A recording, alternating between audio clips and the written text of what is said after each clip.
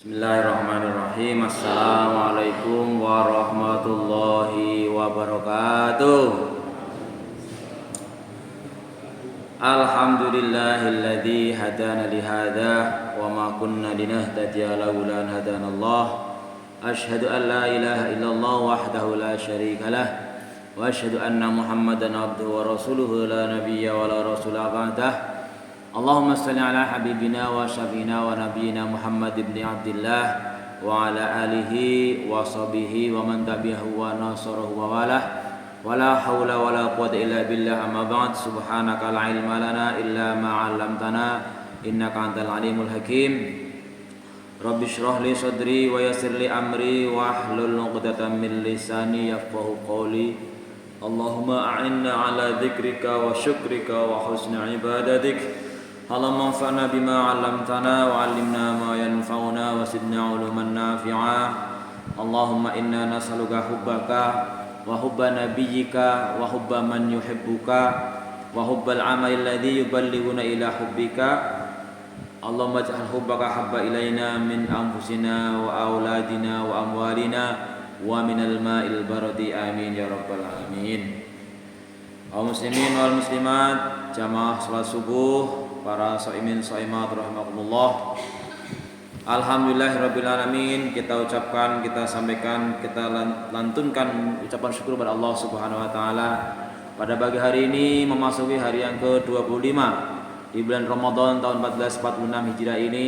Kita masih Allah karuniai berbagai nikmat, berbagai pemberian berupa kesehatan, berupa kesempatan, berupa kemampuan, berupa kemauan, insyaallah, sehingga dengan nikmat-nikmat tersebut kita bisa melaksanakan berbagai amalia-amalia ketaatan di bulan yang suci, di bulan yang luar biasa, sehingga sungguhlah merugi apabila orang-orang tidak mampu, tidak mau menggunakan kesempatan yang sebaik-baiknya untuk meraih ridho Allah, pahala sebanyak-banyaknya sebagai bekal menghadapi masa yang akan datang.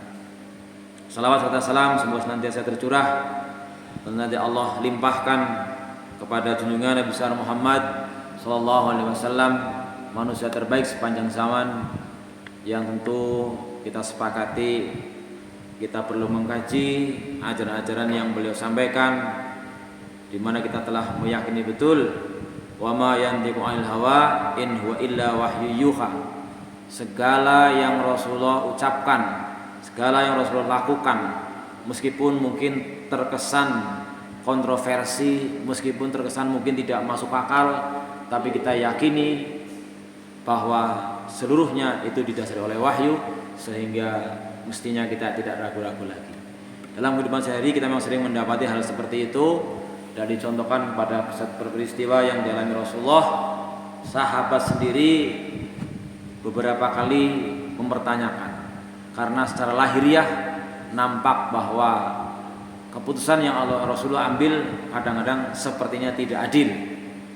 Dicontohkan adalah ketika Rasulullah membagi ghanimah, membagi rampasan perang kepada sahabat-sahabatnya dalam penaklukan kota Mekah, di mana sahabat-sahabat orang-orang Islam yang sudah lama berjuang bersama Rasulullah dibaginya justru lebih sedikit atau bahkan mungkin tidak dapat dibanding orang-orang yang masih baru-baru. Sehingga kita sering mengalami dalam konteks demikian, kadang-kadang ada komentar atau mungkin ucapan-ucapan ora ada temen masa sing nembe melu-melu malah dibagi akeh, nyung sing andile wis akeh malah ora kebagian. Ini hal-hal yang pernah terjadi, tapi kemudian setelah Rasulullah jelaskan, misalnya para kaum muslimin yang berasal dari Mekah yang masih baru masuk Islamnya belum lama dibagi harta banyak, harta rampasan. Sementara sahabat sebesar seperti Abu Bakar, Utsman, Umar dan sebagainya, orang sudah lama malah tidak mendapatkan bagian atau cuma sedikit. Sehingga tapi kemudian setelah dijelaskan bahwa orang-orang yang diberi lebih banyak itu justru karena memang masih dalam kondisi mu'alaf. Kemudian dipertanyakan lagi, kalau orang-orang sahabat Mekah yang baru masuk Islam diberi harta banyak, pulang membawa harta, sementara saya pulang bersama kalian ke Madinah, kalian pulang membawa saya, kalian lebih memilih yang mana? Baru mereka tersadar. Juga misalnya juga pada saat istri-istri Rasulullah berunjuk rasa karena menginginkan nafkah yang lebih dari biasanya, tersebab sebagian istri-istri sahabat yang lain juga mendapatkan pembagian nafkah lebih banyak karena rampasan perang lebih banyak.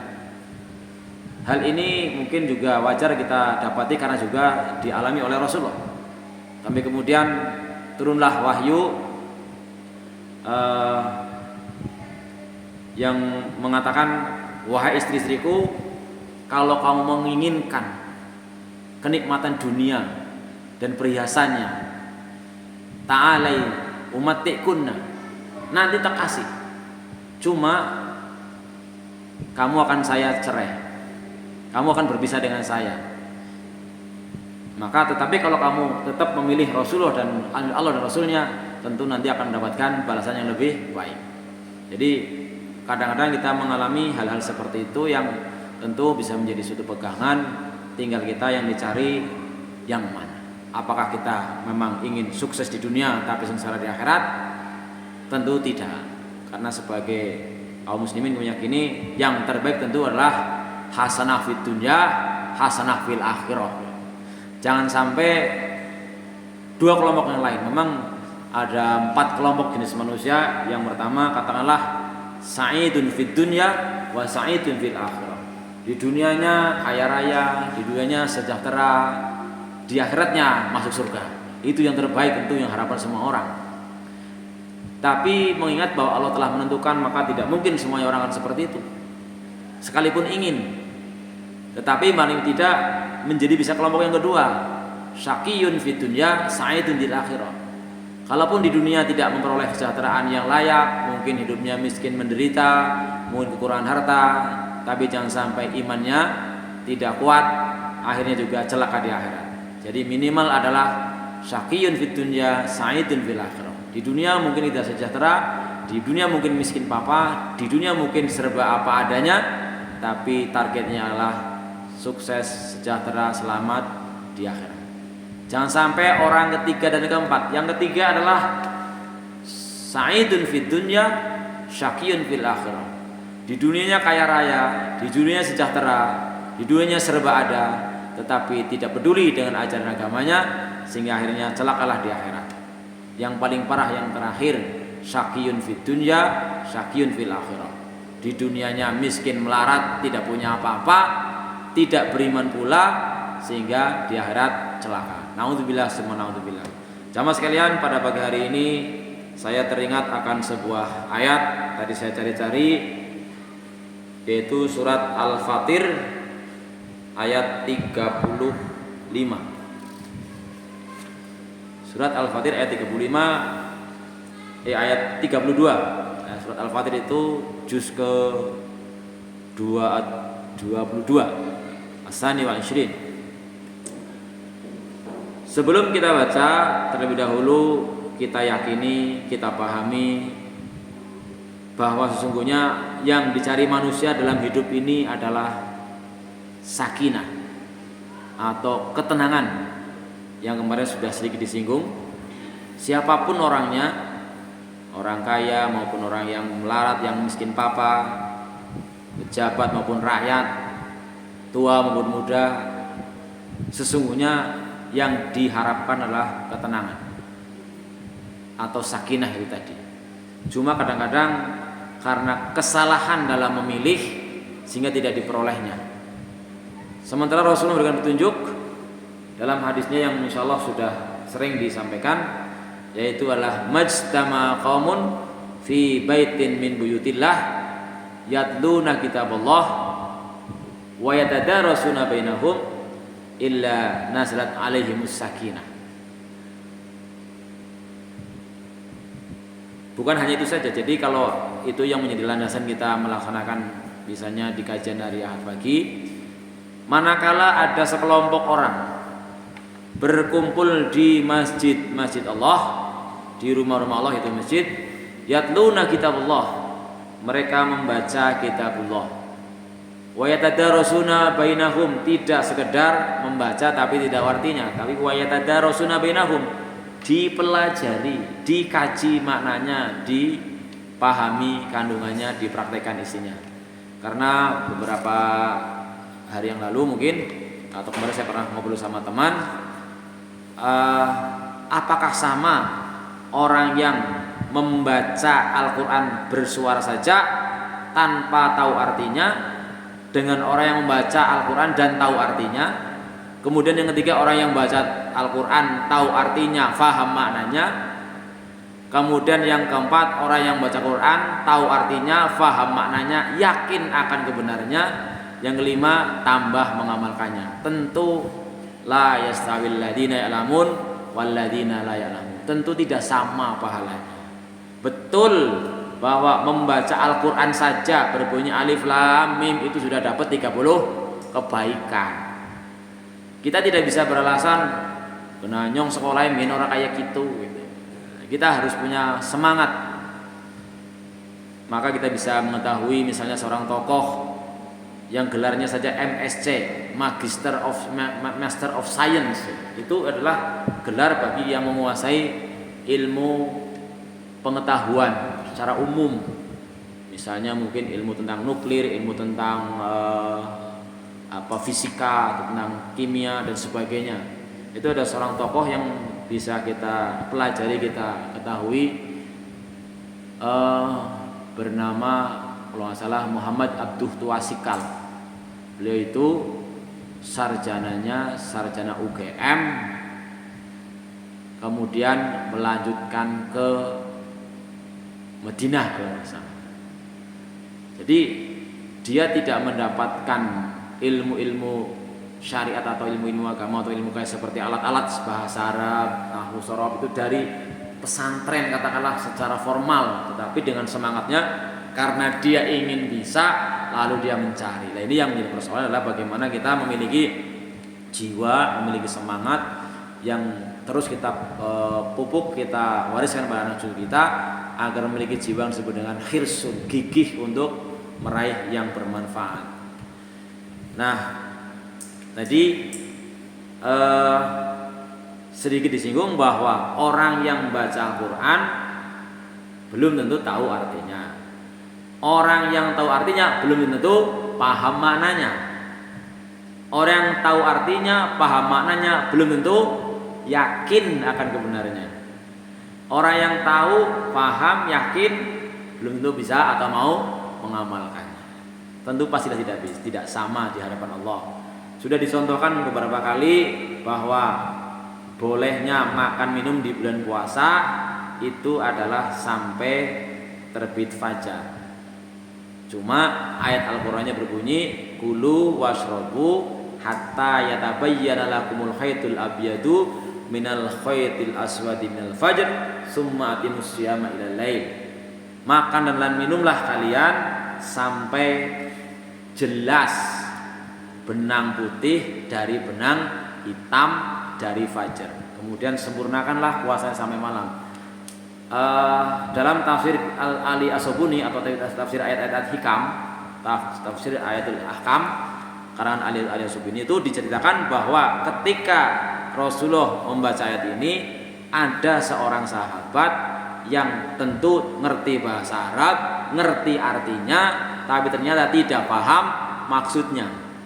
Dia melihat letterlek bahwa bolehnya makan itu dan minum selama bulan Ramadan sampai jelas benang putih dari benang hitam.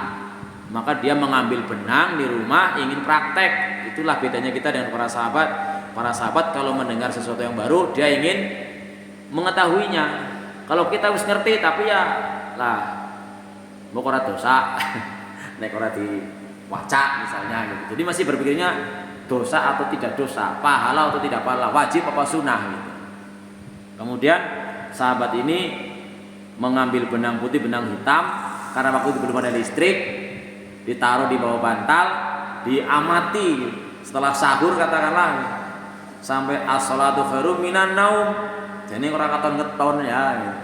Si maksudnya kepriwe gitu. Kemudian setelah jam subuh, mungkin setelah itu dia bertemu Rasulullah menanyakan maksudnya. Rasulullah mesem, bukan itu maksudnya mas.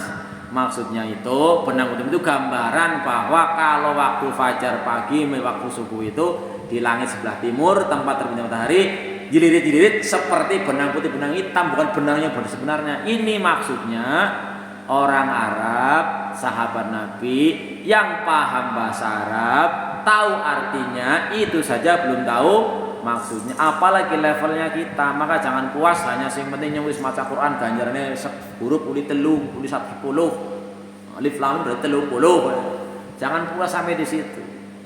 Dan sambil bermohon mudah-mudahan Allah memberikan kita faqihhu fiddin, karena ada sebuah hadis mengatakan man aradallahu bi khairan yufaqihu fiddin. Barang siapa yang Allah kehendaki baik, dia akan dibuat menjadi paham akan ajaran agamanya. Maka ada doa yang sudah pernah kita singgung, yaitu doakanlah kalau putra-putri kita Allahumma faqih fiddin. Allahumma faqihhu kalau satu laki-laki, atau misalnya kalau banyak ya Allahumma faqih auladi fiddin. Atau bahkan kalau berdoa di sini Allahumma faqihni fiddin. Ya Allah pahamkanlah aku terhadap ajaran agamaku. Nah, sekarang saya aja yang sudah hafal sering lupa gitu. Sering lupa mendoakan itu, apalagi yang belum pernah tahu misalnya gitu kan. Karena doa itu adalah doa yang Rasulullah sampaikan kepada ponakannya, yaitu Ibnu Abbas, Abdullah bin Abbas, yang ternyata Ibnu Abbas terkenal sebagai sahabat yang sangat paham akan penafsiran Al-Quran. Kembali kepada hadis tadi, agar kita mendapatkan ketenangan, salah satu cara yang Rasulullah ajarkan atau Allah ajarkan adalah berkumpul di masjid, membaca Quran, terus dikaji maknanya. Maka kita akan diliputi oleh ketenangan. Nazalat alaihimus sakinah, diturunkan sama Allah ketenangan. Karena kita meyakini walaupun hartanya banyak, walaupun badannya sehat, walaupun jabatannya tinggi, uangnya berlipat-lipat, rumahnya bertingkat-tingkat, kadang istrinya juga cantik memikat, jumlahnya 4, tapi kalau tidak tenang pasti nggak enak hidup itu. Ini resep yang mestinya kita yakini. Sering-seringlah datang ke masjid, jangan sendirian, baca Quran lalu dikaji maknanya. Ya kalau kita sudah fasilitasi minimal setiap hari pagi lah gitu, seminggu sekali, sehingga rentangnya tidak terlalu jauh. Apalagi ini di bulan Ramadan, karena memang kita banyak sekali waktu yang disempatkan, ya tinggal mau atau tidak. Itu nazilat alaihimus sakinah wa hafat alaihimur rahmah, diliputi kasih sayang sama Allah Subhanahu wa taala. Bahkan juga diliputi oleh para malaikat serta didoakan dan dibanggakan Allah fiman indah, dibanggakan Allah di hadapan makhluk-makhluk yang lain. Luar biasa. Maka oleh karena itu kita kaji bareng-bareng surat Al-Fatir ayat 32. A'udzubillahi minasyaitonirrajim. Kalau diawali dari ayat 31, bahkan dari 29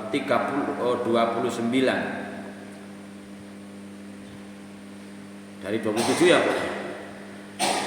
A'udzubillahi minasyaitonirrajim. Wa minan nasi wad dawabi wal an'ami mukhtalifun alwanuhu kadzalik. Sebagian manusia dan binatang-binatang melata, wad dawab wal an'am, binatang-binatang ternak, mukhtalifun alwanuhu kadzalik, berwarna-warni. Kita tahu ada warna manusia yang kulitnya putih, ada yang hitam, ada yang coklat. Binatang juga begitu. Innama yakhshallaha min ibadil ulama, hanyalah para ulama yang memang bisa takut kepada Allah dari hamba-hambanya itu. Innallaha azizun ghafur, sungguh Allah Maha Mulia, Maha Pengampun. Innal ladzina yatluna kitaballahi wa aqamus sholata wa anfaqu mimma razaqnahum sirran wa alaniyatan yarjuna tijaratan lan tabur. Sungguh orang-orang yang membaca kitabullah, mendirikan sholat, menginfakkan sebagian harta mereka baik secara rahasia maupun terang-terangan, karena berharap suatu perdagangan yang tidak merugi. Jadi ada teks lain mengatakan innallaha ashtara minal mu'minina anfusahum. Kita dengan Allah itu berdagang. Kita dagang ketaatan dibayar dengan surga. Liwafiyahum ujurahum wa yazidahum min fadlih. Maka Allah akan memberikan pahala mereka, memenuhi pahalanya, serta memberikan penambahan, memberikan tambahan dari keutamanya. Ini juga bisa dipahami bahwa pahala itu tidak hanya nanti di akhirat, tapi juga sudah diberikan. Tapi kita meyakini pahala yang diberikan dunia itu sifatnya porskot lah, DP. Innahu ghafurun syakur. Allah Maha Pengampun lagi Maha Pandai berterima kasih, syakur. Ini dalam ayat lain Allah mengatakan wa qalilun min ibadiyas syakur. Kalau Allah itu syakur, ya syakur yang alim, Maha pandai berterima kasih. Bahkan Allah berjanji, kalau hambaku mendatangiku dengan sejengkal jaraknya, aku datangi dengan sedepa. Kalau hambaku datang padaku dengan berjalan kaki, aku datangi dengan berlari. Artinya Allah memberikan lebih baik daripada yang kita berikan. Maka jangan sampai kita tidak termasuk orang yang mampu bersyukur tadi. Walladzi auhayna ilaika minal kitabi wal haqqu musaddiqan lima baina yadayhi. Walladzi, dan Allah lah yang walladzi auhayna ilaika, dan yang telah aku wahyukan kepadamu dari kitab. Wal haqqu adalah benar. Kitab itu hak. Sering ada ayat lain mengatakan al-haqqu mir rabbika fala takunanna minal mumtarin. Yang dari Allah hak, benar-benar nyata benernya. Jangan sampai kita ragu-ragu. Apa ya apa ora gitu.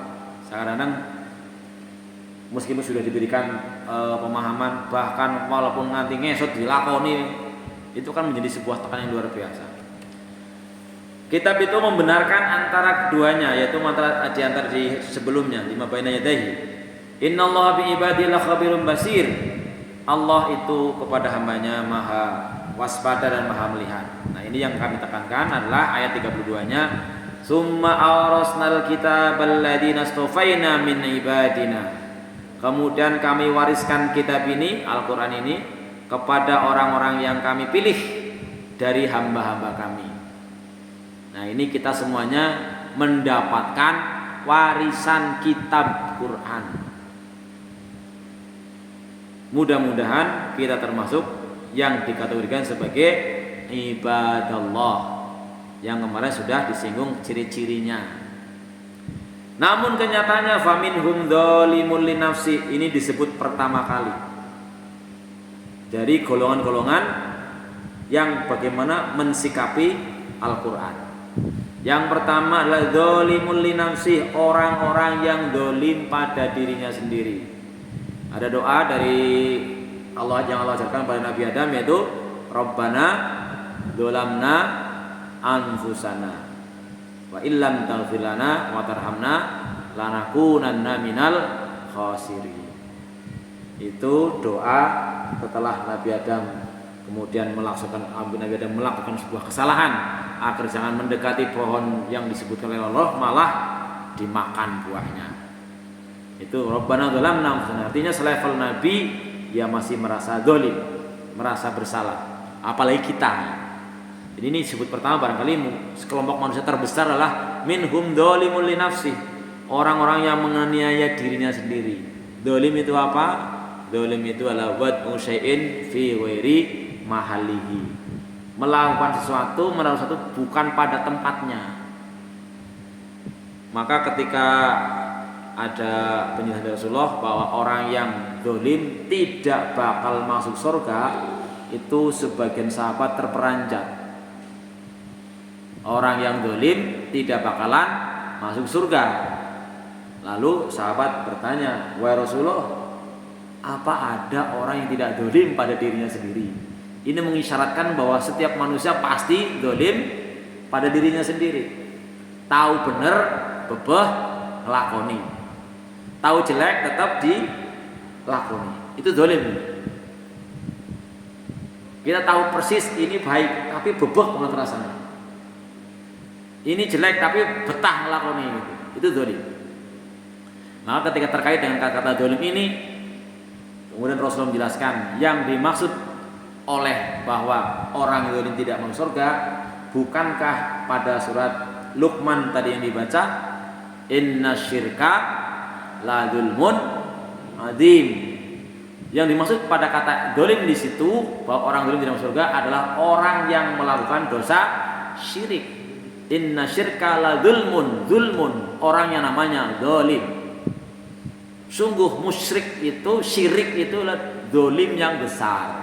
Jadi yang dimaksud itu, karena memang innallaha la yaghfiru ayyushraka bihi wa yaghfiru ma duna dzalika liman yasha. Allah kalau disyiriki, dibuat syirik, disekutukan, tidak akan bakal memaafkan. Hatta walaupun syiriknya syirik kecil. Maka Rasulullah pernah bersabda, akhwafu inna akhwafu ma akhu alaikum asyirkul asghar. Sungguh yang aku khawatirkan kepada kalian, aku enggak khawatir kalau kalian menjadi orang yang melarat, orang yang miskin, orang yang sakit-sakitan, aku enggak khawatir itu. Yang paling aku khawatirkan adalah jika kalian melakukan yang namanya syirik kecil. Karena apa? Orang kalau yang misalnya masih sekedar melarat, tapi kalau melarat tetap taat enggak masalah. Sakit seperti Nabi Ayub tapi tetap taat enggak masalah. Tapi kalau udah syirik kecil ini tidak akan diampuni Allah selain dengan bertaubat. Apa itu contohnya? Contohnya adalah yusallir rajulu fayuzayyinu sholatahu lima yara min nadhari rajulin. Contoh dari syirik kecil adalah orang yang sholatnya dibagus-bagusin karena ada penglihatan orang lain. Gampangannya ya niatnya karena Allah tapi ditambahi. Kan sholatnya lillahi ta'ala, tapi barang ada orang terus dimain-maini lah, yang ngedewekan sembrudut dengan karu-karuan katanya, itu termasuk kategori syirik. Ya, maka kita sering-sering harusnya berbaca taubat. Itulah kategori orang yang syirik, dolim dalam arti syirik. Tapi kalau di ayat ini berarti dolimul li nafsi, orang-orang yang tadi tahu apik gobeng lakoni, tahu elek tetap dilakukan. Itu kelompok mungkin terbesar ya, ini disebut pertama ini. Kelompok kedua, wa minhum muqtasid. Sebagian mereka dalam merespon ajaran Al-Qur'an itu ada yang muqtasid, tengah-tengah.